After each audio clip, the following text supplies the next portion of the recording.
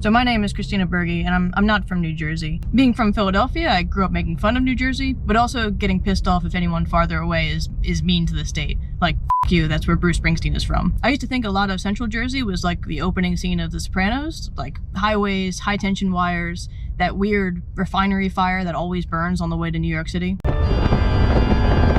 In short, an industrial hellscape where no nature-loving person would ever want to spend much time in. But then I moved to New Jersey and found tons of gorgeous places around the state to go hiking and camping in.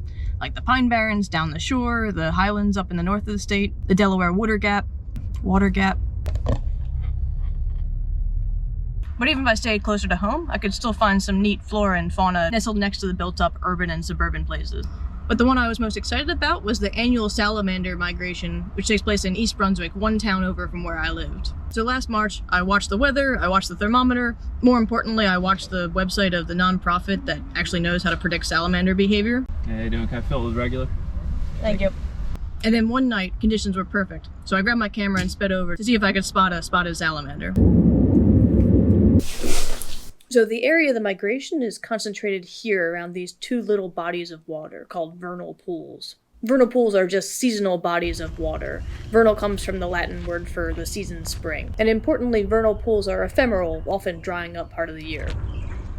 Spotted salamanders hibernate during the winter underground in hardwood forest. They spend the rest of the time kind of cruising underneath the leaf litter. But every spring, the salamanders retrace their steps en masse to the vernal pools to mate and lay eggs. These vernal pools are absolutely essential for several species of salamander, the most famous of which is probably the tiger salamander.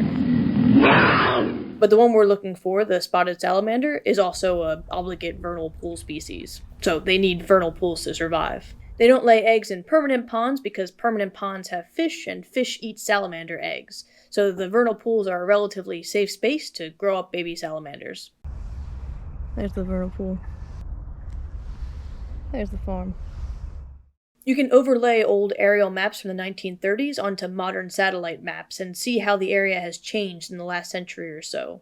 This whole area used to be clear-cut for farming, with the only nearby forests here and here. Since salamanders usually follow the same path year after year, and amazingly can live to be over 30 years old, it makes sense then that the most prevalent modern migrants are those moving from these older forests here across the road to the pools. So beginning around 2005, people managed to get the town of East Brunswick to close this road on rainy nights in early spring so that the amphibians, but especially the spotted salamander, could cross safely.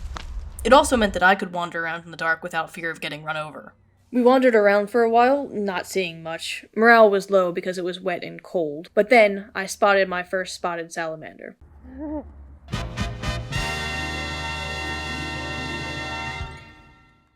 Archie shot near the Gatorade bottle. There were so many. I was terrified I was going to step on one, and I did feel a little guilty disturbing them on their journey. But they seemed relatively unperturbed and determined to make it across the other side. At the time, I thought I knew the story here. Plucky conservationists help salamander migrants cross the road, and if you look closely you can still see the impact of century-old farming and land clearing.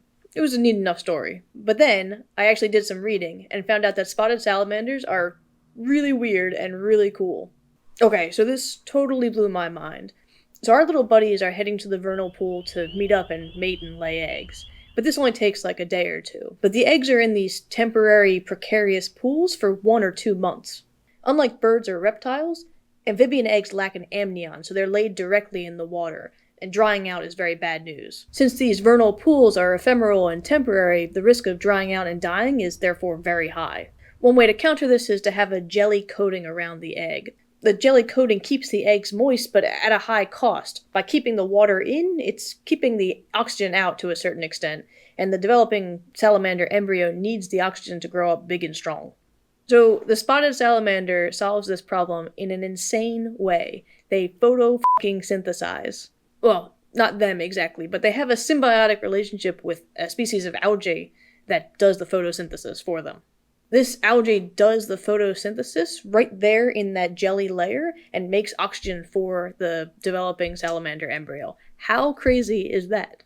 The algae benefit by taking the nitrogen waste from the salamander embryo, like salamander pee, and use it as fertilizer. They give the salamander embryos oxygen, and they get nitrogen. It's a win-win. But there's a weirder second form of symbiosis, when the algae actually end up inside the very cells of the salamander embryos, making them the only example of a vertebrate host to a symbiotic microorganism. And these salamander cells have actually engulfed the algae cells, so it's actually an example of endosymbiosis. The algae cells don't seem to be too keen on the relationship. Looking at the genes that they're expressing, they seem to be under cellular stress, and they might even be switching to a different, less efficient pathway, fermentation, for producing energy.